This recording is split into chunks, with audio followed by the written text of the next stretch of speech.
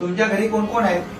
आणि 3 मुलं हा. आणि दोघं आणि नवरा बायको आणि नातू आहेत. आता तुमच्या खात्यात पैसे येतात बरोबर? हा. केलं त्याच्यातून ते काय केलं? पायासाठी दवाखान्यात गेले. अच्छा, दवाखाना झाला. हा ते पायाचं ताटाचं हाड वाढलं. कुणाच्या? माझ्या तुमच्याच? हा बर, ते कामाला आले. हा ते कामाला पडले.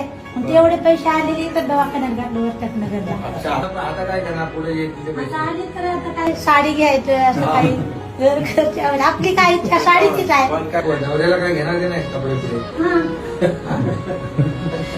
आणि आपल्या मुलांना कपडे घेणार? भाऊ बहिणीला पैसे देते म्हणजे माझ्या खुशीनं झालंय. स्वतःवानी आपण काही आपल्याला लागेल ते आपण घेऊ शकता. हा, म्हणजे आता तुमच्या हक्काचे पैसे आहेत हा ते. हक्काची. म्हणजे तुमचे पैसे दुसरा माणूस सही करून काढू शकत नाही. तुम्हालाच अधिकार आहे. थोडे जमा करून काय ना काय छोटा मोठा हे पण करा. पण एक 10, 12, 15 अशा एकत्र महिला या आणि एकत्र येऊन ते थोडे थोडे पैसे त्याच्यात पण साठवा. समजलं की नाही? हे कायम चालू राहणार आहे, बंद नाही होणार कधी. बंद नाही होणार कधीच नाही. थँक्यू, धन्यवाद तुमचं. तुम्ही आम्हाला पैसे दिले त्याबद्दल. खूप लोक द्यायचे आठवण काढतात.